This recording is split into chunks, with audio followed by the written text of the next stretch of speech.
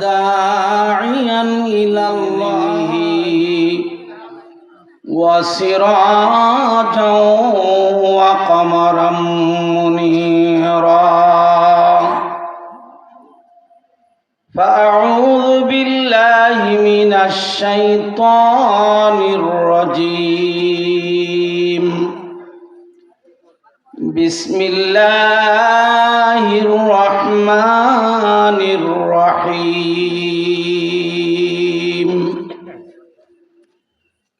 أفحسبتم أنما خلقناكم عبثا وأنكم إلينا لا ترجعون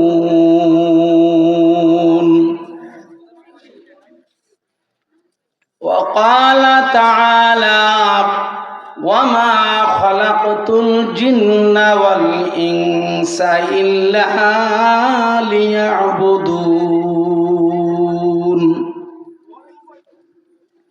قال رسول الله صلى الله عليه وسلم إذا كان يوم القيامة تخرج حية من جهنم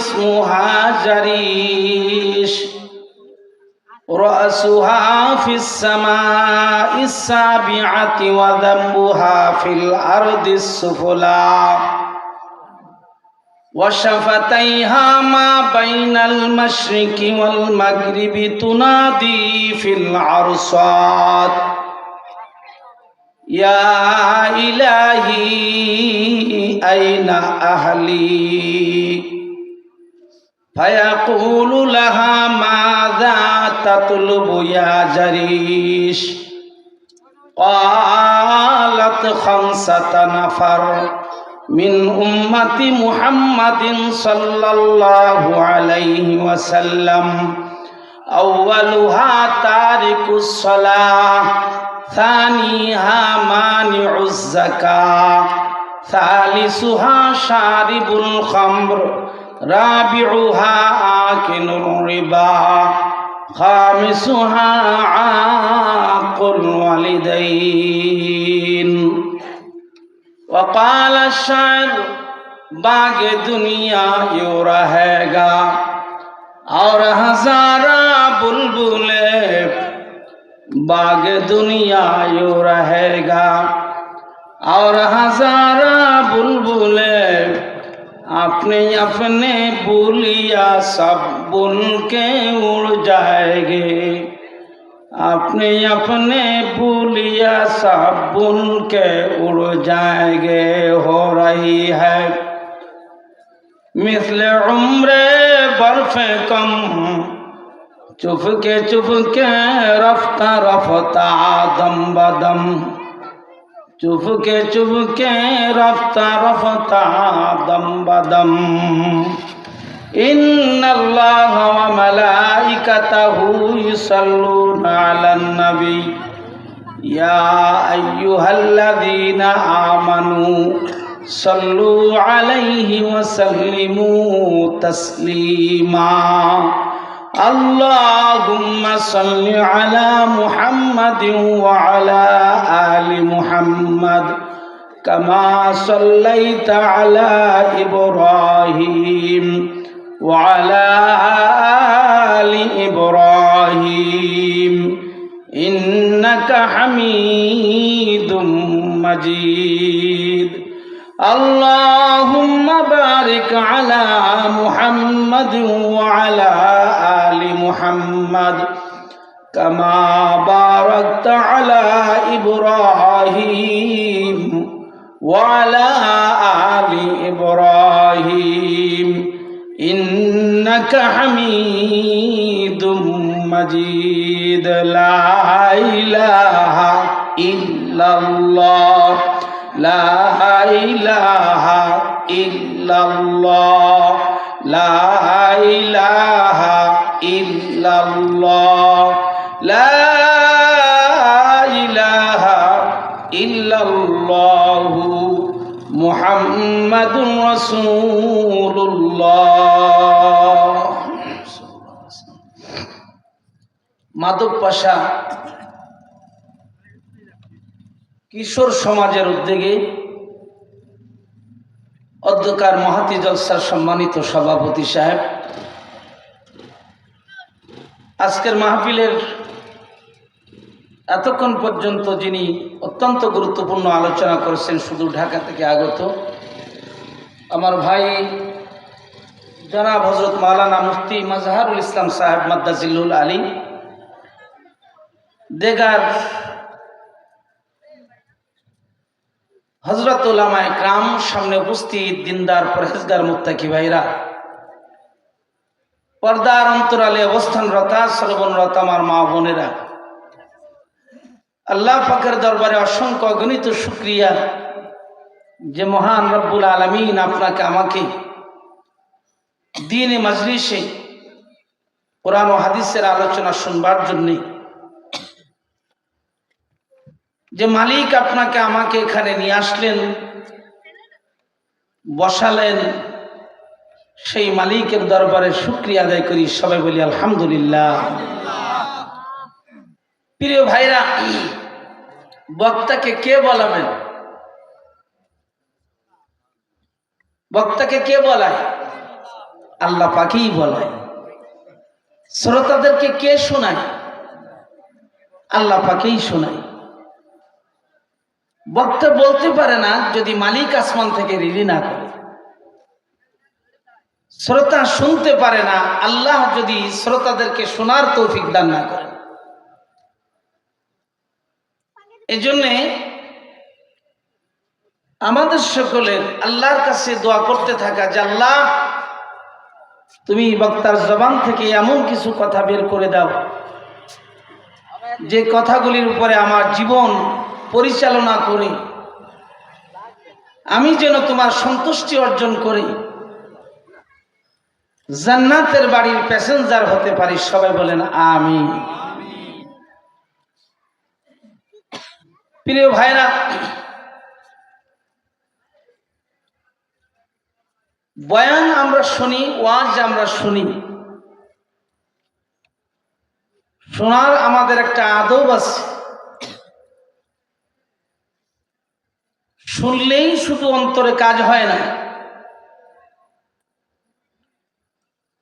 অন্তরে কাজ প্রতিক্রিয়া ওই সময় হয় যখন নাকি সে শোনাটা আল্লাহ পাকের হাবিব, আল্লাহ পাকের রসুলের আদর্শ অনুযায়ী হয়।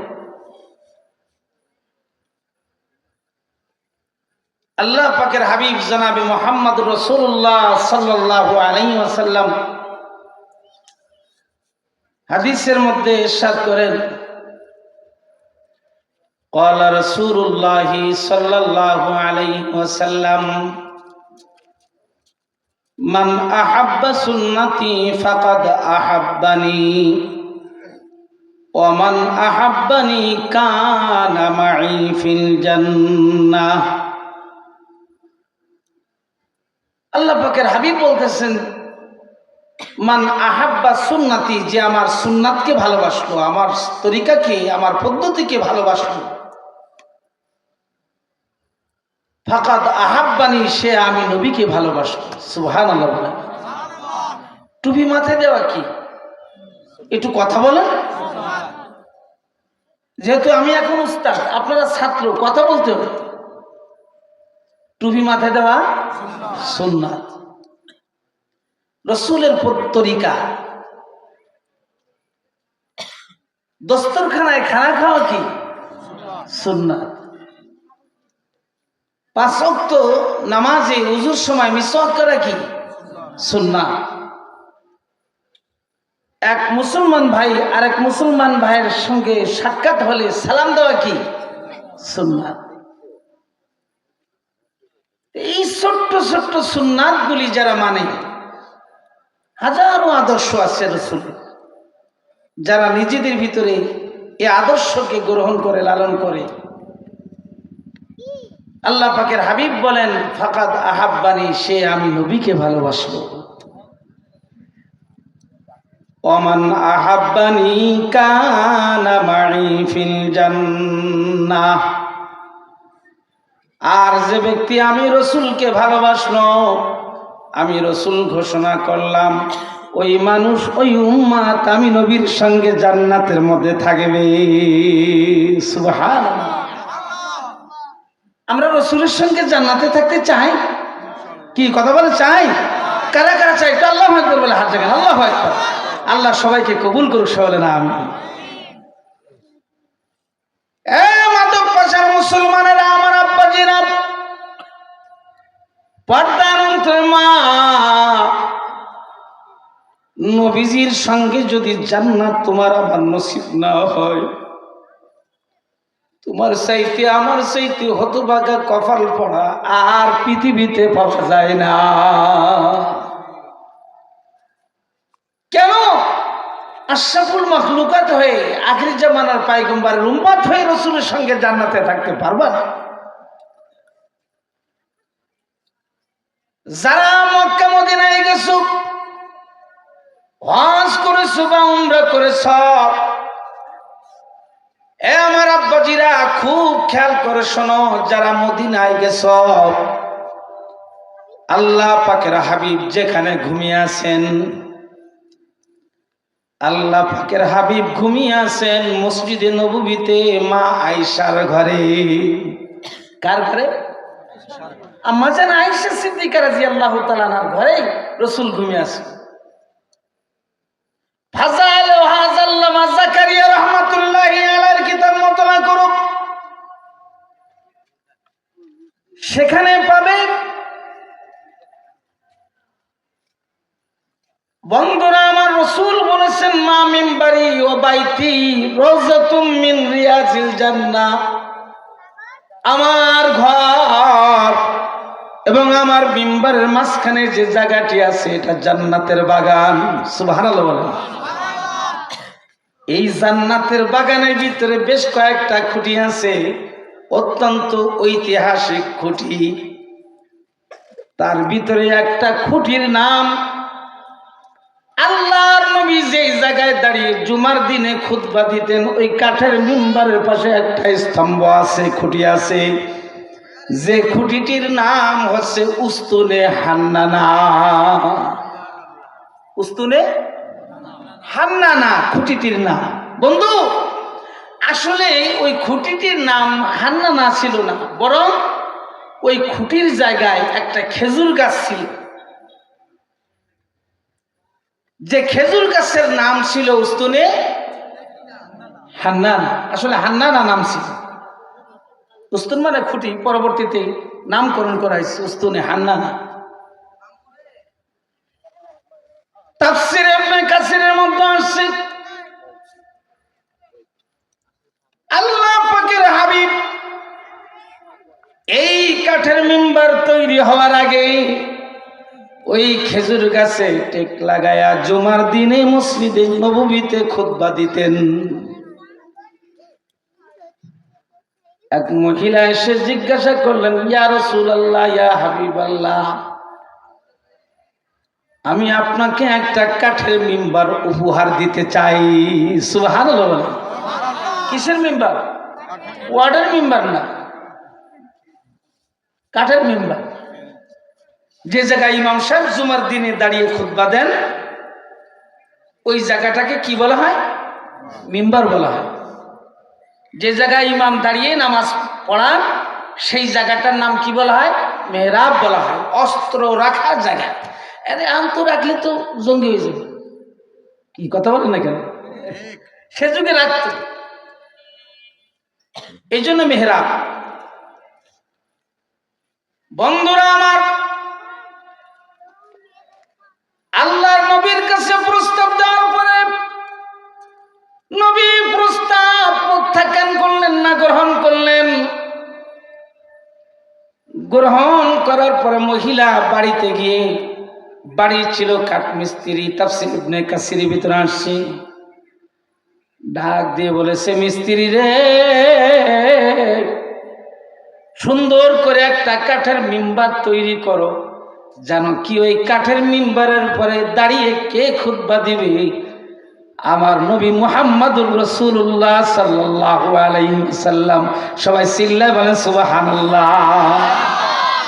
সুন্দর করে একটা কাঠের মিম্বার তুমি তৈরি করো, ওই কাঠের মিম্বারের পরে দাঁড়িয়ে আল্লাহর নবী আল্লাহ পাকের হাবিব জুমার দিনে মসজিদে নববীতে খুতবা দিবেন। কাঠের মিম্বার তৈরি করে নবীজির সামনে হাজির করলেন, উপস্থিত করলেন। আল্লাহ পাকের হাবিব যেদিন নাকি ওই মিম্বারের পরে দাঁড়িয়ে খুতবা দেবেন মসজিদে নববীতে, আল্লাহর নবীর সাহাবা ইকরাম বলেন, শোনো ও নবীর উম্মতেরা, আমরা সকানে শুনেছি ওই দিন খেজুর গাছ, যে গাছের নাম বলেছি উস্তুনে হান্নানা, উস্তুনে হান্নানা নবীজি কাছে কান্না শুরু করেছে। ওই খেজুর গাছের কান্না ছিল শিশুদের কণ্ঠের কান্নার আওয়াজ। আমরা নবীর সাহাবা ইকরাম সকানে শুনেছি। সুবহানাল্লাহ। তাহলে খেজুর গাছও কানতে পারে, কি কথা বলেন না কেন? খেজুর গাছও কানতে পারে, রসুলের কাছে কানছে। কি বলেছিল? নবীকে ডাক দিয়ে বলে, নবী গো,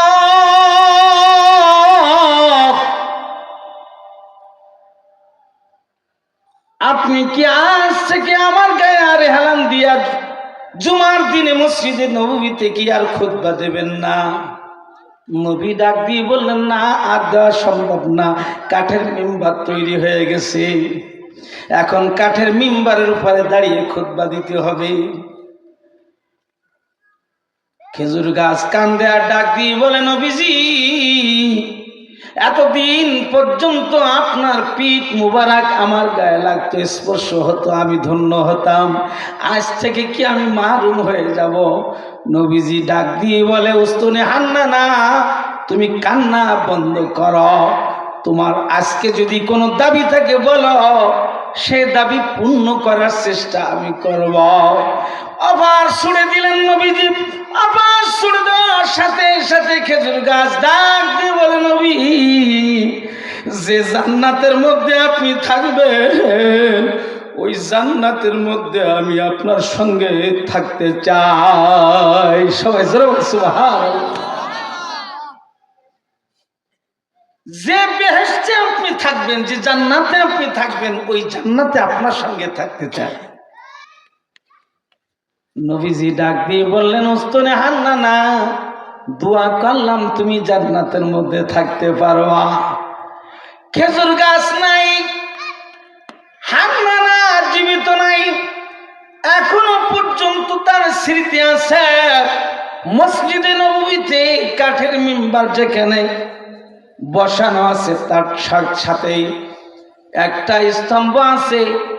যারা আরবি পড়তে পারে ওই স্তম্ভের দিকে তাকাইলে দেখা যায় সেই খেজুর গাছ এখনো পর্যন্ত তার নামে স্তম্ভ দাঁড়িয়ে আছে। ও বন্ধুরা, ওই কোথায় দাঁড়িয়ে আছে? যে জায়গাটা নবীজি জান্নাতের বাগান বলেছে, একটা খেজুর গাছ রসুলের কাছে কান্নাকাটি করে জান্নাত কামাই করে ফেলেছে। আল্লাহু আকবার। আসহাবে কাহাফের কুকুর ভালো মানুষের সংস্পর্শে গিয়ে সে তারা জান্নাত কামাই করে ফেলেছে। আশরাফুল মাখলুকাত হয়ে যদি নবীর সঙ্গে জান্নাতে থাকতে না পারো, এর চাইতে হতভাগা কবল বলা মুসলমান আর জগতে পাওয়া যায় না। জোরবান কথা, ঠিকই ঠিক না? আমাদের কাজ হলো রসুলের সঙ্গে জান্নাতে থাকা, আল্লাহকে রাজি খুশি করা। আল্লাহকে রাজি খুশি করে রসুলকে সন্তুষ্ট করে যদি পৃথিবী থেকে বিদায় হতে পারি, তাহলে আল্লাহর হাবিবের সঙ্গে জান্নাতে থাকতে পারবো। জোরে বলেন কথা, ঠিকই ঠিক না? এখন বলেন, এই যে ফাঁকা জায়গা বন্ধ করে বসা, এটা কি সুন্নাতের খেলাফ না সুন্নাত? কি কথা বলেন? রসুলের সাথে যারা জান্নাতে থাকবেন তারা ফাঁকা জায়গা বন্ধ করবেন, আর যারা আবু জেহেলের সাথে থাকবেন তারা বন্ধ করার দরকার নেই। বাজান রাগ করলেও করেন, কোনো সমস্যা নাই। জানি আমি ইলিয়াসের ওয়াজ সবার কাজে লাগবে না। পৃথিবীতে শ্রেষ্ঠ বক্তা ছিলেন মুহাম্মদুর রাসূলুল্লাহ সাল্লাল্লাহু আলাইহি ওয়াসাল্লাম। নবীজির ওয়াজ আবু জেহেল কি মানছিল? কি কথা বলেন? সবাই যদি ইলিয়াসের ওয়াজ শুনে নামাজি হয়, সবাই যদি ইলিয়াসের ওয়াজ শুনে পর্দানিশী হয়, সবাই যদি ঘুষ ছাড়ে, সুদ ছাড়ে, পরের জমির আইলটারে ছাড়ে, বলেন তো আল্লাহ পাকের জাহান্নাম বানানোর কোনো দরকার ছিল? ছিল না। তো বোঝা গেল কেউ মানবে, কেউ মানবে না। যারা মানতে পারবে তো রসুলের সঙ্গে জান্নাতের মধ্যে থাকতে পারবে। আল্লাহ পাক আমাদের সবাইকে আল্লাহ পাকের হাবিবের সঙ্গে বেহেশতে থাকার তৌফিক দান করেন, সবাই বলেন আমিন। প্রিয় ভাইরা, আমি কোরআনে কারীম থেকে একখানা আয়াত তেলাওয়াত করেছি।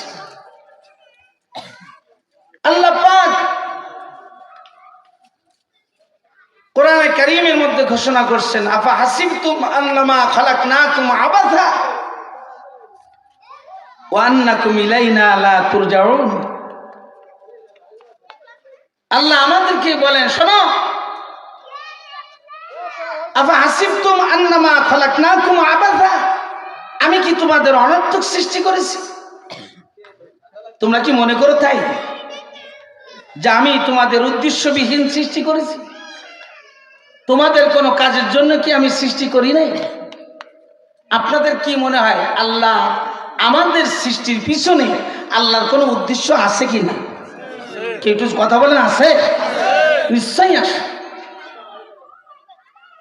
আল্লাহ আমাদের কাছে জিজ্ঞাসা করতেছেন। এরপরে আল্লাহ পাক পার বলতেছেন, শোনো, আফা হাসিবতুম আন্নামা খালাকনাকুম আবাসা ওয়া আন্নাকুম ইলাইনা লা তুরজাউন। আমার কাছে কি তোমাদের ফিরে আসতে হবে না? আমার কাছে তোমাদের কি প্রত্যাবর্তন করা লাগবে না? আমার কাছে তোমরা কি আসবে না? এটা কি তোমরা ভেবেছো? তাহলে বোঝা গেল না, আল্লাহ যেভাবে তার উদ্দেশ্য নিয়ে আমাদেরকে সৃষ্টি করেছেন, এই পৃথিবীতে পাঠিয়েছেন, আবার আমাদেরকে আল্লাহ তাআলার দরবারে, আল্লাহ তাআলার আদালতে, আল্লাহ পাকের কাছে আমাদের উপস্থিত হতে হবে। জোরে বলেন কথা, ঠিক কি ঠিক না? সেই উদ্দেশ্যটা কি? কি জন্য আমাদেরকে সৃষ্টি করলেন? আল্লাহ পাক অন্য আয়াতের ভিতরে ঘোষণা করতেছেন কি জন্য সৃষ্টি করলেন। ওয়ামা খালাকতুল জিন্না ওয়াল ইনসা ইল্লা লিয়াবুদুন। আমি জিন এবং মানব জাতিকে সৃষ্টি করেছি আমার ইবাদতের জন্য। কিসের জন্য ভাই বলেন? ইবাদতের জন্য। হুজুর, তাহলে আমরা সংসার ধর্ম করবো না, ব্যবসা বাণিজ্য করবো না, কৃষি কাজবাজ করবো না, শুধু কি মসজিদ নিয়ে পড়ে থাকবো, শুধু জাই নামাজ নিয়ে পড়ে থাকবো, শুধু কি আমরা রোজা নামাজ এগুলি করব? প্রিয় ভাইরা, ইবাদত একটা ব্যাপক শব্দ, একটা এমন শব্দ যে ব্যাপক অর্থ রাখে, অর্থ বহন করে। অর্থাৎ না শুধু নামাজ ইবাদত না, শুধু রোজা ইবাদত না, শুধু হজ ইবাদত না, মুসলমানের প্রত্যেকটি কাজ হলো ইবাদত। মুসলমানের প্রত্যেকটি কাজ হলো ইবাদত। মুসলমানের প্রত্যেকটি কাজ হলো ইবাদত। খাওয়া ইবাদত, ঘুমানো ইবাদত, বাথরুমে যাওয়া ইবাদত, সংসার করা ইবাদত, সমস্ত কাজগুলি, মুসলমানের সকল কাজগুলি হলো ইবাদত। প্রিয় ভাইরা, তা কেমন করে? আল্লাহ পাকের হাবিব ঘুমিয়েছেন, আপনিও ঘুমাবেন। আল্লাহ রসুলের ঘুমানোর পদ্ধতিটা যদি আপনার ঘুমানোর পদ্ধতির সাথে মিলে যায়, তাহলে সেই ঘুমটা হবে ইবাদত। সুবহানাল্লাহ বলেন। হ্যাঁ, জানোয়ারও ঘুমাই, পশু ঘুমাই, আপনিও ঘুমাবেন। ও পশু আর হায়ান জানোয়ার ঘুমের মধ্যে আর মানুষের মধ্যে, উম্মতি মুহাম্মাদের ঘুমের মধ্যে পার্থক্য থাকা চাই। কি কথা বলেন? তাহলে রসুল কিভাবে ঘুমাতেন? প্রিয় ভাইরা, পশু কি উজু করে ঘুমায়? কিন্তু কথা বলেন, ঘুমায়? পশু উজু করে ঘুমায় না। আমরাও ঘুমাই না, অনেকে আছি আমরা উজু করে ঘুমাই না। তাহলে পশুর চরিত্রের কালচারের সাথে আমাদের কালচারের কোনো পার্থক্য হলো না? হয় নাই। আল্লাহর নবী কেমনে ঘুমাতেন সেই ঘুমের সাথে ঘুমটা মিলাও। আল্লাহর নবী কেমনে হাঁটতেন সেই হাঁটার সাথে হাঁটাটা মিলাও। নবীজি পরিবার কেমনে চালাইতেন সেভাবে পরিবার চালাও। নবীজি কেমন ভাবে আল্লাহু আকবার বাথরুমে যাইতেন তুমি তেমন ভাবে তুমি বাথরুমে যাও। তোমার প্রত্যেকটা কাজ যদি রাসূলুল্লাহ সাল্লাল্লাহু আলাইহি ওয়াসাল্লামের আদর্শ অনুযায়ী হয়, নবীজির পদ্ধতি অনুযায়ী হয়, তাহলে সবগুলি তোমার জন্য হবে ইবাদত। সুবহানাল্লাহ। নবীজি ঘুমাইতেন না? নবীজি ঘুমাইতেন না? ঘুমাইতেন। তো নবীজি ঘুমাইতেন কেমন? সে ঘুমটা শেখে। আল্লাহ পাকের হাবিব যখন ঘুমাইতেন উযু করে ঘুমাইতেন। কি করে ঘুমাইতেন? আপনি উযু করেন, আপনি উযু বানান, উযু বানাইয়া আপনি ঘুমাইতে যান। নবীজি যখন বিছানায় যাইতেন বিছানা 3 বার ছাড়া দিতেন। কয়বার? এগুলো হলো শিক্ষা, এগুলো দরকার। উম্মতি মুহাম্মাদি রাসূলকে ভুলে গেছে, রাসূলের আদর্শকে ভুলে গেছে। কি যেরকম কথা ঠিক কি ঠিক না? ও ঘরের মা বোনেরা, আমার আব্বাজিরা সারাদিন কাজের ভিতরে লিপ্ত থাকে, ঘর গোছানোর সময় পাই না। আমার আব্বাজিদের জন্য যখন তুমি বিছানাটা করবে, তুমি তখন 3 বার ঝাড়া দিয়া বিছানাটা তৈরি করে দাও। 3 বার ঝাড়া দিয়া বিছানাটা যদি তৈরি করে দাও, আল্লাহ পাকের হাবিবের সুন্নাত জিন্দা হয়ে গেল। আর আল্লাহ পাকের হাবিবের সুন্নাত যদি জিন্দা করতে পারো, আল্লাহর নবীর সঙ্গে জান্নাতের মধ্যে থাকবা। এটাও তোমার জন্য একটা ইবাদত হয়ে গেল। ঘরের দরজা বন্ধ করে ঘুমাও, চুলায় আগুন থাকলে আগুন নিভায় ঘুমাও। আল্লাহু আকবার, ডান হাতের তালু ডান চোয়ালের নিচে দিয়ে ঘুমাও, কিবলার দিকে চেহারা দিয়ে ঘুমাও। এই অবস্থায় যদি ঘুম হয়, আল্লাহ পাক আজরাইলকে জিজ্ঞাসা করবে, আজরাইল, আব্দুর রহমান আর রহিমা খাতুনের জানটা তুমি কবজ করেছ, নিয়ে এসেছ। আমার আব্দুর রহমান আর রহিমা কোন অবস্থায় ছিল? আজরাইল ডাক দিয়ে বলবে, মাবুদ রে, আপনার রহমান, আব্দুর রহমান আর রহিমা খাতুনরে যখন নিয়ে আসছিলাম, উযু অবস্থায় ঘুমাইছিল, রাসূলের আদর্শ অনুযায়ী ঘুমাইছিল, চেহারাটা কিবলার দিকে ছিল, চেহারাটা কিবলার দিকে দিয়া তারপর ঘুমাইছিল। আল্লাহ পাক ডাক দিয়ে বলবেন, আজরাইল শোনো, আমার যখন আব্দুর রহমান আর রহিমা খাতুন আমার হাবিবরে ভালোবাসছে, আমার রসুলকে ভালোবাসছে, শুনে রাখো, আমার রসুলকে ভালোবাসার কারণে আমার হাবিবের সঙ্গে আমার রসুলের সঙ্গে তাকে জান্নাতে রাখব। সুবহানাল্লাহ। এই জন্য আপনার ঘুমটা এটা ইবাদত হবে ওই সময় যখন ঘুমটা রসুলের পদ্ধতিতে হবে। আল্লাহ পাকের হাবিব রাস্তা দিয়ে হাঁটতেন, রাস্তা দিয়ে চলতেন। আপনার হাঁটা, আপনার চলাটা যেন রসুলের আদর্শ অনুযায়ী হয়। আল্লাহ পাকের হাবিব রাস্তা দিয়ে হাঁটার সময় আপনি আমি যেমন হাঁটি, মাথা এবং চোখটা উপর দিকে থাকে, ডাইনে আর বামে নজর করতে থাকি, কার চেহারা কত সুন্দর, কে কি করে। ডাইনে বামে আমরা তাকাইতে তাকাইতে, ভালো পুলুক করে তাকাইতে তাকাইতে হাঁটি।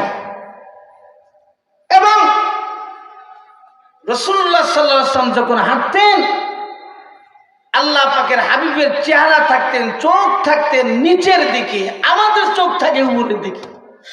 কি কথা বলে? আমাদের চোখ থাকে কোথায়?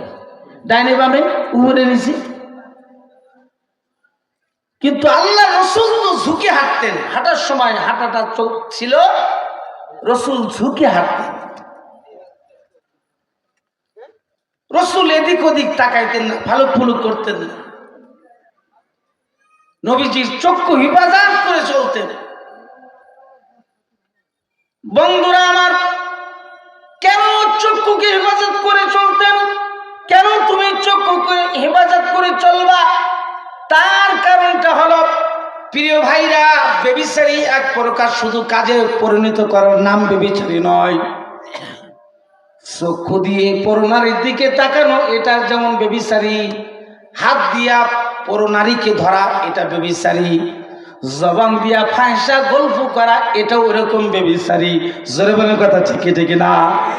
যখন সমাজের ভিতরে ব্যভিচারী বেড়ে যায়, সমাজের ভিতরে ব্যভিচারী বেড়ে যায়, আল্লাহ তাআলা আল্লাহ পাকের গজব, আল্লাহ পাকের আযাব আসতে থাকে। আজকে যেমন আপনারা বুঝেছেন, টের পেয়েছেন, সকালবেলায় সারা বাংলাদেশ কেঁপে গেছে এক ভূমিকম্পে। কি কাঁপে না? কেন ভূমিকম্প আসে তা কি জানে? কোন কারণে আসে ভূমিকম্প? পৃথিবীতে আসা সবচেয়ে বড় তিনটা কারণ আমি বলি। অনেকগুলি কারণ আছে, তার ভিতরে তিনটা কারণ। একটি কারণ হলো আল্লাহ পাক মানুষকে তার বিবেককে জাগ্রত করার জন্য সে যে রাস্তায় চলছে, জাহান্নামের রাস্তায়, ওই জাহান্নামের রাস্তা থেকে তাকে ফেরানোর জন্য মাঝে মাঝে জিলজালা দিয়ে এই জমিনকে কম্পন সৃষ্টি করে মানুষের হৃদয়ের ভিতরে আল্লাহ তাআলা এই ধাক্কা দিতে চায়, এই অনুভূতি দিতে চায়, হে বান্দা বান্দি, ফেরো, নাফরমানি থেকে ফেরো, এখনো সময় আছে। আমার জমিন আজকে 5 সেকেন্ডের ভূমিকম্পে সারা বাংলাদেশ যেভাবে কেঁপেছে, এর চাইতে বড় ভূমিকম্প সামনে তোমাদের আসতেছে। এখনো সুযোগ আছে মানুষকে আল্লাহর পথে, আল্লাহর দিকে ফেরানোর জন্য মাঝে মাঝে আল্লাহ তাআলা ভূমিকম্পটা দেয়। 2 নম্বর, সমাজে যখন নাকি গান বাজনা, বাদ্যযন্ত্র প্রসার যখন ঘটে, তখন কিন্তু ভূমিকম্প এই জমিনে হয়। গান বাজনা আমাদের দেশে কমে গেছে। কি কথা কয় না? কমে গেছে না? হ্যাঁ, ভরে গেছে। মুসলমানের ঘরে শয়তানের বাক্স ঢুকছে। কি কথা বলে? কিসের বাক্স? শয়তানের বাক্স। বাজান, হয়তো অনেকেই রাগ করতে পারেন, যাদের আছেন, যারা দেখেন, রাগ করলেন। সামনে নাই আসলাম আপনাদের অঞ্চলে, নিমের পাতা খাইলে মিষ্টি লাগে না তিতি লাগে? কিন্তু চুলকানি রোগের মহা ঔষধের নাম কি? কথা কয় না? নিমের পাতা। ভাইরা, মুসলমানের ঘরের ভিতরে এখন টিভি টেলিভিশন। আরে টিভি টেলিভিশন শুধু না, এই টিভি টেলিভিশনের চাইতে আরো বড় মারাত্মক হয়ে গেছে এই মোবাইল। আমি গত বছর, তার আগের বছর, আওলাদে রাসূল মক্কায় বাড়ি, মসজিদে আয়েশার পাশে বাড়ি, তিনি এসেছিলেন বাংলাদেশে। খুলনার প্রখ্যাত উলামা একরামের সঙ্গে ওই একই জায়গায় প্রোগ্রাম ছিল, মাহফিল ছিল। দক্ষিণ অঞ্চলে খুলনা দারুল মাদ্রাসার সাবেক নায়েবে মুহতামি মুফতি রফিকুল ইসলাম সাহেব ছিলেন। আমরা এই এক গাড়িতে যাচ্ছিলাম মাহফিল করতে। ফেরার পথে যখন চুকনগর বাজারে আসলাম, অনেকে হয়তো চুকনগর চেনেন, ওখানে সারা রাত্র এই চায়ের আড্ডা চলে। সারা রাত্র মাহফিল করে বক্তারা, সব বক্তারা ওই জায়গায় কি হয়, ওই অঞ্চলে গেলে জমা হয়, চা খেয়ে। আওলাদে রাসূল এই মোবাইলটা বের করে বলতেছে, মাওলানা হাজা দাজ্জাল। কি বলতেছে বলেন? হাজা দাজ্জাল। ভাইরা, টিভিতে আর কি, টিভির চাইতে মারাত্মক হচ্ছে মোবাইল হয়ে গেছে। সংসার ভাঙে, মানুষের সম্পর্ক নষ্ট করে, ঝগড়া তৈরি করে। ব্যভিচারী এমন কোনো কাজ নাই যার এই মোবাইলের মধ্যে নেই। কি কথা বলেন? আজকের যুব সমাজ গান বাজনা টিভি টেলিভিশনে আর কি হয়, সারা পৃথিবীতে যা হয় সবের মধ্যে আছে। প্রিয় ভাইরা, মোবাইল খারাপ না, ভালো জিনিস, কিন্তু ভালো পথে ব্যবহার করা চাই। কি যেরকম কথা ঠিকই ঠিক না? অস্ত্র কি খারাপ? অস্ত্র খারাপ না। যে অস্ত্র এই বাংলাদেশের সীমান্ত বাহিনীর কাছে সরকার গভর্নমেন্ট তাদের হাতে তুলে দিয়েছে, ওই অস্ত্র দিয়ে যখন নাকি এই দেশ রক্ষা করে, প্রিয় ভাইরা, যে অস্ত্র আর্মিদের হাতে তুলে দিয়েছে, ওই অস্ত্র যখন দেশ রক্ষা করার জন্য কাজে লাগায়, সেই অস্ত্রের ব্যবহার এটা খারাপ নয়, বরং ওই অস্ত্র ওই সময় অপরাধী হয় যে সময় বাহিনী ঝগড়া হয়। আর্মি তার কি বলে সীমান্ত রক্ষী বাহিনী বিডিআরের যখন গুলি চালাইছে তখন অপরাধ হয়ে গেছে। জোরে বলার কথা ঠিকই ঠিক না? কেন? ওই জায়গায় ব্যবহার করার কথা ছিল না, সেখানে করেছে।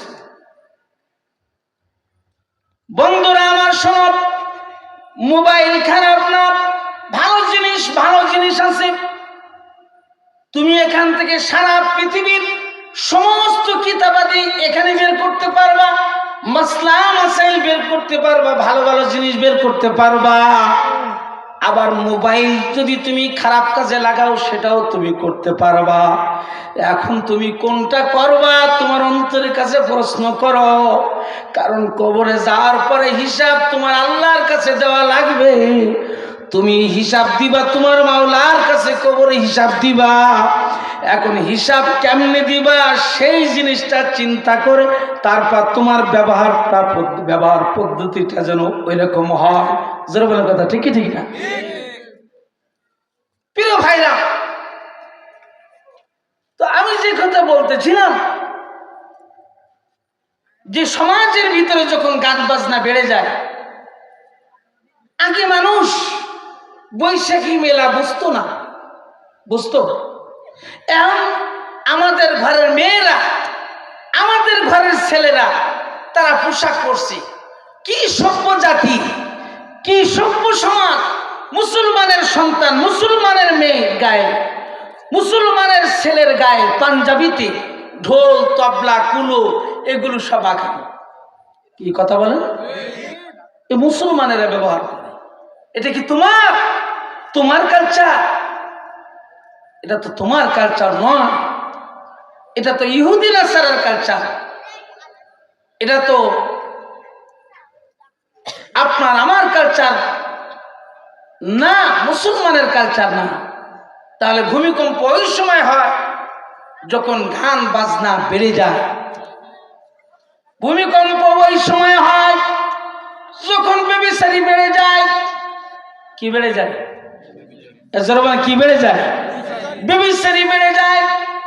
আমাদের সমাজে ব্যভিচারী শুধু বাড়ে নাই, ব্যভিচারী করার জন্য কারখানা খুলে দিয়েছে গভর্নমেন্ট, স্বীকৃতি। ব্যভিচারী বেশ্যাখানা আছে, পতিতলায় আছে। কি জোর বলে আছে কি আছে না? হ্যাঁ, এখন আপনি ওয়াজ করে কি করবেন? গভর্নমেন্ট যদি পতিতলায় খুলে দেয়, গভর্নমেন্ট যদি এই পতিতলায় বেশ্যাবৃত্তিখানা খুলে দিয়ে আপনার জন্য উন্মুক্ত করে দিয়ে, এখন যদি বলা হয় আল্লাহু আকবার, ব্যভিচারী থেকে বাঁচাও, তুমি এই নারীর কাছে না গেলে, তোমার প্রতিবেশী নারীর কাছে গেলে না, ঠিক আছে, কিন্তু সরকারি স্বীকৃতি ব্যভিচারী মহিলা যে দেহ বিক্রি করে তার জীবন পরিচালনা করে তার কাছে তুমি যাও, ও বন্ধু, সেটা তো তখন অপরাধ হয় না। এই বাংলাদেশে পতিতলায় বেশ্যাবৃত্তিখানা যদি বন্ধ না করা যায়, তাহলে ভূমিকম্প একের পর এক আসতে থাকবে। হাজার ওয়াজ করার পরেও এই বাংলাদেশ থেকে ভূমিকম্প বন্ধ করা যাবে না যতক্ষণ না পর্যন্ত এই গুনাহের কাজগুলো ছেড়ে না দেওয়া হয়। যারা বলেন কথা ঠিকই ঠিক না? তাহলে বন্ধ করবেন কেমনি? সমাজ ব্যবস্থার পরিবর্তন করতে হবে। যারা বলেন কথা ঠিকই ঠিক না? সমাজ ব্যবস্থার কি করতে হবে? পরিবর্তন ঘটাতে হবে। যদি সমাজ ব্যবস্থার পরিবর্তন ঘটায় তাহলে আমাদের কি হবে? এগুলি আমাদের বন্ধ হবে, আযাব আর গজব বন্ধ হবে। আর তা যদি করতে না পারো তাহলে শোনো, আল্লাহ পাকের আযাব আর গজব কেমন আসবে রাসূল বলেছেন। কিয়ামতের হাদিস বর্ণনা করতে গিয়ে তসবির দানা যে সুতায় গাঁথা থাকে, ওই সুতা কেটে দিলে দানাগুলি যেভাবে সিরিয়াল বাই সিরিয়াল পড়তে থাকে, বিক্ষিপ্ত অবস্থায় পড়ে না, এই জাতির জন্য আল্লাহ পাকের আযাব আর গজব শাস্তি ওইভাবে তসবির দানার মতোই একের পর এক আসতে থাকবে। কি যারা বলেন কথা ঠিকই ঠিক না? আইসি না? এই যে করোনা গেছে, এটা আল্লাহ পাকের গজব না? কি গজব!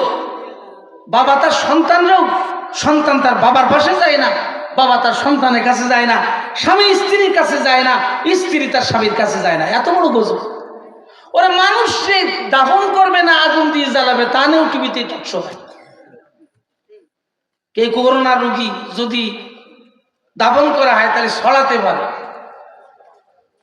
বন্ধুরা আমার, তো আমি যে কথা বলতেছিলাম, ইবাদত, মুসলমানের প্রত্যেকটি কাজ হলো ইবাদত। হাঁটা চলা, এই হাঁটাটাও যদি তোমার রসুলের তরিকায় হয়, পদ্ধতিতে হয়, আল্লাহ পাকের হাবিবের সঙ্গে যদি তোমার চলাটা মিলে যায়, তাহলে শোনো, এই চলাটার মিলে যাওয়ার কারণে আল্লাহ পাকের হাবিবের সঙ্গে জান্নাতের মধ্যে থাকতে পারবা। তাহলে প্রত্যেকটি কাজ হলো ইবাদত। ও বন্ধুরা, আপনার ঘুম, টয়লেট, ব্যবসা বাণিজ্য সব কিছু ইবাদত। ইবাদতের কোনো বাইরে কোনো কিছু নাই। বন্ধু, এই ইবাদতের মধ্যে সবচাইতে বড় ইবাদত আল্লাহ পাকের কাছে, আল্লাহর সাথে সম্পর্ক তৈরি করার জন্য সবচাইতে বড় ইবাদতের নাম হলো নামাজ। সবচাইতে বড় ইবাদতের নাম কি বলেন? কারণ নামাজ দুনিয়ার থেকে রসুল দুনিয়ায় বসে যে পাইছেন এমন নয়, বরং নামাজ রসুল কোথা থেকে নিয়ে আসছেন? কথা বলেন। মেরাজ থেকে নিয়ে আসছে। হজের আহকাম দুনিয়ায় হজ মেরাজ থেকে নিয়ে আসে নাই, যাকাত মেরাজ থেকে নিয়ে আসে নাই। আল্লাহ পাকের হাবিব, আল্লাহু আকবার, অনুরূপ ভাবে যত হুকুম আহকাম আসমান থেকে নিয়ে আসে নাই, মেরাজ থেকে নিয়ে আসে নাই। মেরাজ থেকে আল্লাহ পাকের হাবিব নিয়ে এসেছেন নামাজ। কি নিয়ে এসেছেন বলেন? নামাজ নিয়ে এসেছেন। এই জন্য নামাজের এক নম্বর ইবাদত যে নামাজ, ওই নামাজের প্রতি আমাদের যত্নশীল হতে হবে। কি হতে হবে বলেন? এ আমার আব্বাজিরা, নামাজের প্রতি যত্নশীল হও। পর্দানন্তর মারা, নামাজের প্রতি যত্নশীল হও। আমার ঘরের মারা নামাজ ঠিক মতো সময় পড়ে না। হ্যাঁ, অনেকে নামাজ পড়ে কিন্তু অক্ত মতো পড়ে না, অক্তর মতো পড়ে না। তারা জোহরে নামাজ পড়তে পড়তে কোন সময় নিয়ে যায়? জোহরে নামাজ পড়তে পড়তে নিয়ে যায় আসরের রক্তে, আসরের নামাজ মাগরিবের রক্তে। জোরে বলার কথা ঠিকই ঠিক না? না, সময় মতো, অক্ত মতো আপনাকে নামাজ আদায় করতে হবে, সালাত আদায় করতে হবে। যদি অক্ত মতো নামাজ আদায় করো, আমার আব্বাজিরা, যখন কোন আল্লাহ পাকের বান্দারা, কোন বান্দিরা যখন নামাজ পড়ার জন্য কপালখানা জমিনে লাগাইয়া দেয়, শুনে রাখো, ওই কপাল লাগানোর সঙ্গে সঙ্গে আল্লাহ পাকের কুদরতি পা তখন বান্দার কপালে লাগাইয়া দেয়। সুবহানাল্লাহ। আমি যখন আমার কপালখানা লাগাবো, জমিনে লাগাবো, আমার আল্লাহ তখন আমার কুদরতি পা, আল্লাহ পাকের কুদরতি পা বান্দার কপালে থাকে। যখন কোনো মানুষ নামাজ আদায় করে, 5 ওয়াক্ত নামাজ ঠিক মতো আদায় করে, সকল জিম্মাদারি, সকল দায়িত্ব, ওই মানুষের সকল দায়িত্ব আল্লাহ নিয়ে নেন। সুবহানাল্লাহ বলেন। কে নিয়ে নেন? আল্লাহ পাক সকল দায়িত্ব আল্লাহ তাআলা নিয়ে নেন। তার যত জিম্মাদারি, তার যত দায়িত্ব, সমস্ত দায়িত্ব আল্লাহ তাআলা নিয়ে নেন। প্রিয় ভাইরা, এই জন্য আল্লাহ পাকের দায়িত্বে যদি থাকতে চাই, আল্লাহ পাকের জিম্মাদারিতে যদি থাকতে চাই, তাহলে সময় মতো আল্লাহ পাকের হুকুম আদায় করতে হবে, নামাজ পড়তে হবে। বন্ধুরা, নামাজ সম্পর্কে আল্লাহ পাকের হাবিব বলেছেন, আসসালাতু মিফতাহুল জান্নাহ, নামাজ হলো বেহেশতের চাবি। সুবহানাল্লাহ। নামাজ কিসের চাবি? বেহেশতের চাবি। জান্নাতের তালা যদি খুলতে চাও, তাহলে নামাজ আদায় করা লাগবে। নামাজ ছাড়া জান্নাতের তালা খুলতে পারবা না। এই জন্য প্রিয় ভাইরা, কপাল ভালো ওই মানুষের, নসিব ভালো ওই মানুষের, কপাল ভালো ওই মায়ের, নসিব ভালো ওই মায়ের, যে মা, যে বাবা, যে সন্তান তার সময় মতো আল্লাহ পাকের হুকুম আদায় করে। আল্লাহ পাকের হুকুম যদি আদায় করে, ও বন্ধুরা, সে তো মুক্তি পেয়ে গেল। আর আল্লাহ পাকের হুকুম যদি না আদায় করে, তাহলে শাস্তি যে কত বড় কঠিন, এই কঠিন সম্পর্কে আমি একখানা হাদিস আপনাদের সম্মুখে পেশ করেছি। আল্লাহ পাকের হাবিব ডাক দিয়ে বলেন, ইযা কানা ইয়াউমাল কিয়ামাতি তুখরাজু হাইয়াতুম মিন জাহান্নাম ইসমুহা জারিশ রাসুহা বিস সামাই সাবিয়াতি ওয়া জামবুহা ফিল আরদি সুফলা ওয়া শাফাতাইহা মা বাইনাল মাশরিকি ওয়াল মাগরিবি তুনাদি ফিল আরসাদ ইয়া ইলাহি আইনা আহলি ফায়াকুলু লাহা মাযা তাতলুবু ইয়া জারিশ قالت 5 نفر من أمة محمد صلى الله عليه وسلم। আল্লাহ পাকের হাবিব বলেন, কিয়ামত যখন শুরু হবে, এই কিয়ামতের দিনে জাহান্নাম থেকে একটা সাপ বের হবে। কি বের হবে? জোরে বলেন, কি বের হবে? সাপ বের হবে। জাহান্নাম থেকে যে সাপটা বের হবে, কত বড় সাপ! এই সাপ আপনারা ধারণা করতে পারবেন না, জীবনে কোনোদিন শোনেন নাই। ইযা কানা ইয়াউমাল কিয়ামাতি তুখরাজু হাইয়াতুম মিন জাহান্নাম। হাইয়া মানে সাপ, জাহান্নাম থেকে একটা সাপ বের হবে কিয়ামতের দিনে। বলে ইসমুহা জারিশ, সেই সাপের নামটা হবে জারিশ সাপ। কি সাপ? জারিশ সাপ। রাসুহা বিস সামাই সাবিয়াতি ওয়া যামবুহা ফিল আরদি সুফলা।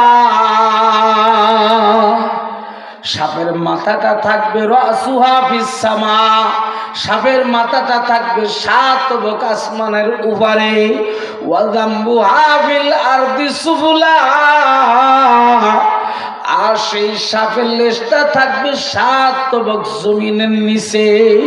ওয়াশাফাতাইহা মা বাইনাল মাশরিকি ওয়াল মাগরিবি, একটা ঠোঁট থাকবে পূর্ব দিকের শেষ প্রান্তে, আর একটা ঠোঁট থাকবে পশ্চিমের শেষ প্রান্তে।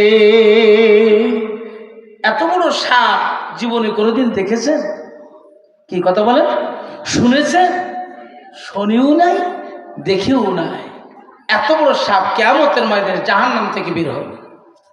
যার মাথাটা থাকবে 7 তবক আসমানের উপরে, যার লেজটা থাকবে 7 তবক জমিনের নিচে, একটা ঠোঁট থাকবে পূর্ব দিকের শেষ প্রান্তে, আর একটা ঠোঁট থাকবে পশ্চিমের শেষ প্রান্তে।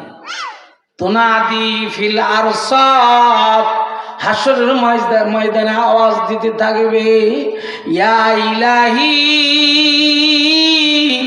ও আমার রব, ও আমার মালিক, আইনা আহলি, আমার পরিবারের লোক কোথায়? ফায়াকুল্লাহা মাযা তাতলুবু ইয়া জারিশ। আল্লাহু আকবার। আল্লাহ কিয়ামতের ময়দানে বলবে, জারিশ সাহেব, তোমার পরিবারের লোক কারা? জারিশ সাহেব বলবেন যে উম্মতি মুহাম্মাদির মধ্যে 5 শ্রেণীর লোক হচ্ছে আমার পরিবারের লোক। কয় শ্রেণী? 5 শ্রেণীর লোক হচ্ছে আমার পরিবারের লোক। এক নম্বর হচ্ছে আউয়ালুহা তারিকুস সালাহ, এক নম্বর হচ্ছে বেনামাজির দল। এক নম্বর কারা বলেন? বেনামাজি, যারা নামাজ পড়ে না। বন্ধু, এই জন্য দুনিয়াতে একটা সাধারণ সাপ, যার কোনো বিষ নাই, প্রতিক্রিয়া নাই, ডোরা সাপ, ডালার সাপ, এই সাপ যদি রাতের অন্ধকারে যদি পায়ে প্যাঁচ দেয়, তখন আমরা আল্লাহর কথাও ভুলে যাই, ওরে মারে বলেছিলাম। কি বলেন কথা ঠিক না? আর এত বড় সাপ, সে সাপ যদি কিয়ামতের ময়দানে খোঁজে, ওই মানুষের অবস্থাটা কি হবে?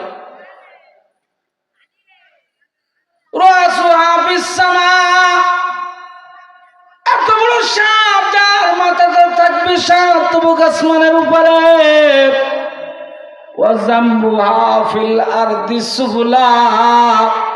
লেজটা থাকবে সাত তবক জমিনের নিচে,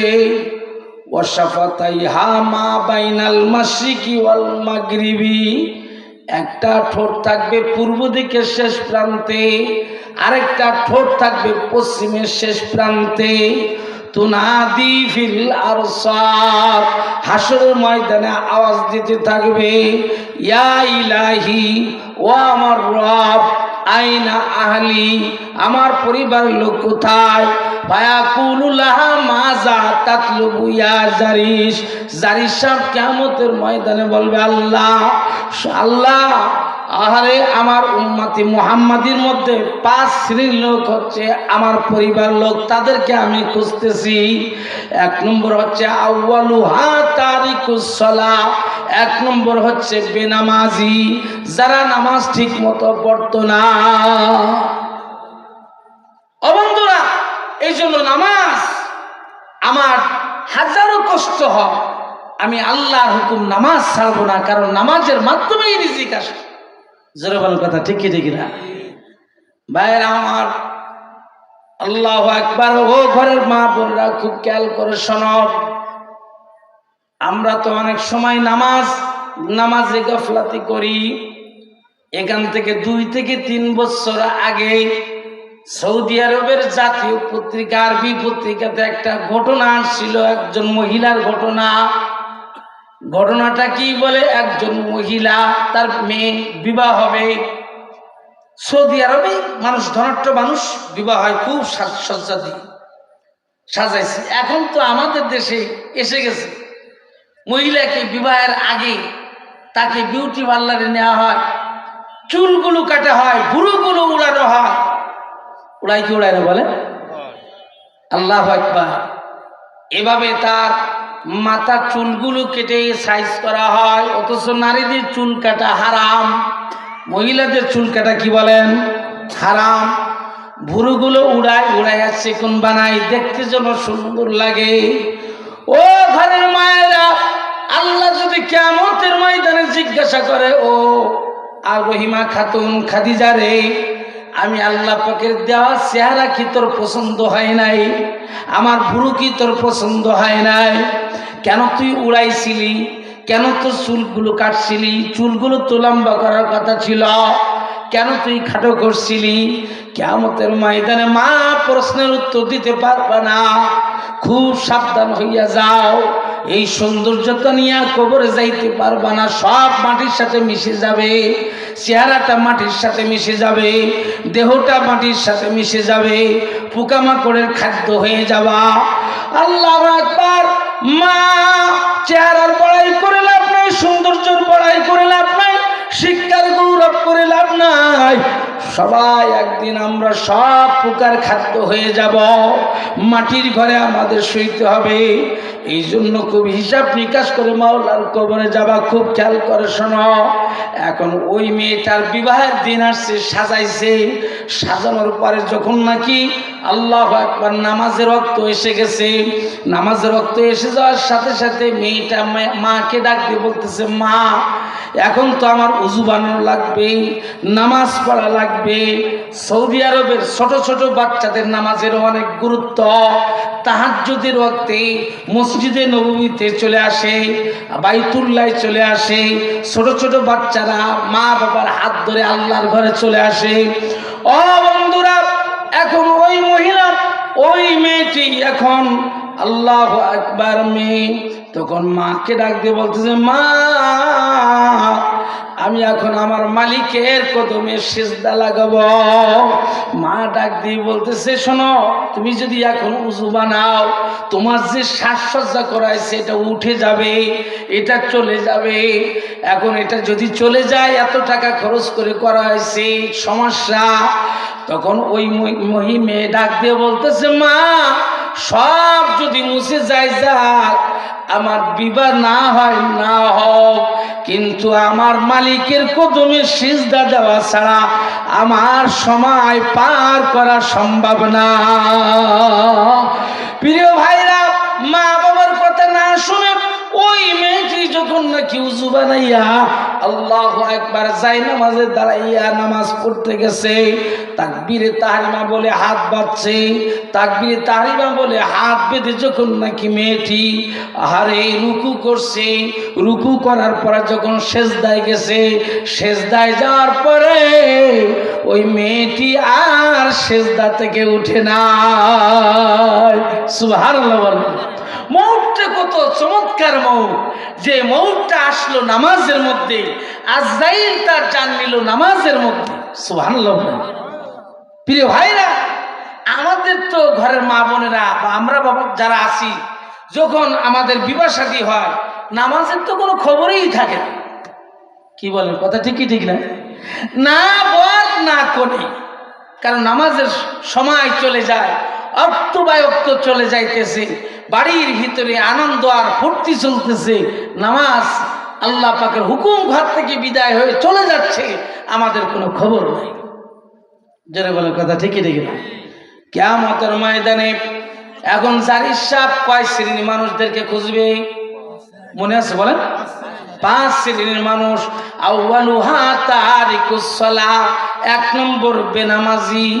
সানিহা মানিউজ যাকাত, 2 নম্বর যারা যাকাত দেয় না।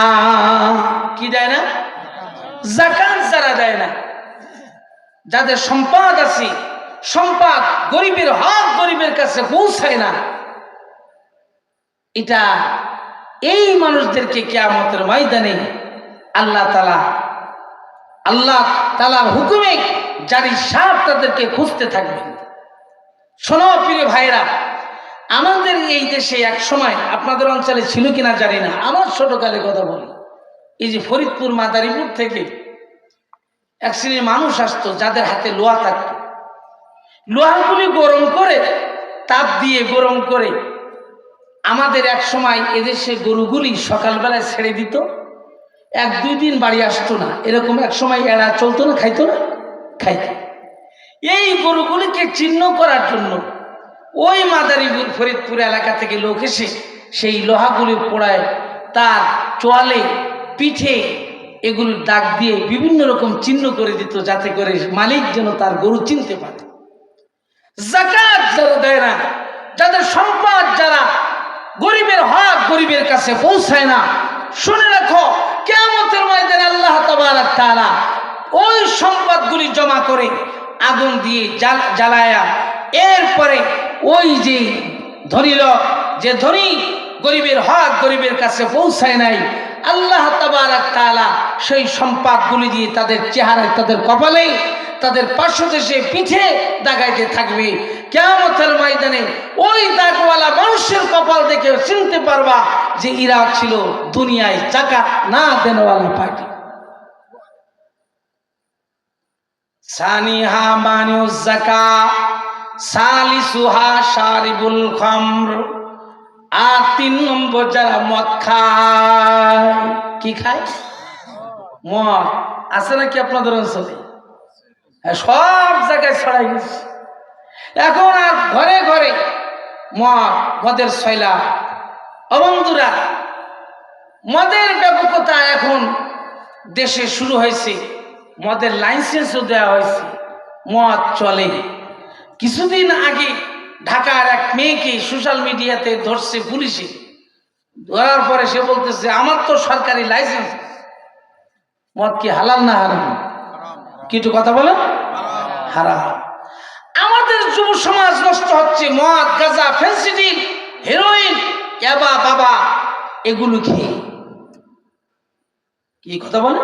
সমাজ কলুষিত হচ্ছে, সমাজ নষ্ট হচ্ছে। বন্ধুরা, ঘরের মেয়েরা যারা কলেজ ভার্সিটিতে পড়ে, যে মেয়েদের হাতে থাকার কথা ছিল কলম, যে মেয়েদের হাতে থাকার কথা ছিল বই, সেই মেয়েদের হাতে পর্যন্ত উঠে গেছে এখন মদের বোতল। কোথায় যাবেন? মুসিবত থেকে বাঁচার উপায় নাই।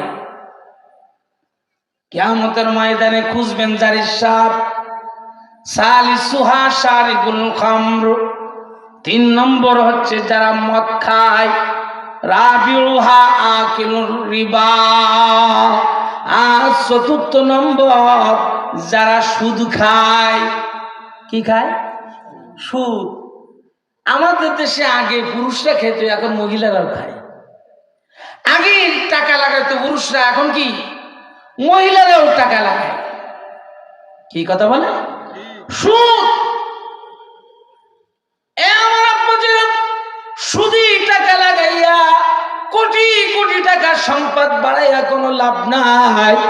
হযরত ওমর ফারুক রাদিয়াল্লাহু তাআলা আনহু বলেছেন, সুদি টাকা লাগাইয়া যদি তুমি আল্লাহু আকবার টাকার পাহাড় গড়ো, শুনে রাখো 40 বছর যাইতে না যাইতে তোমার সুদের টাকার ভাটা লাগা শুরু হয়ে যাবে।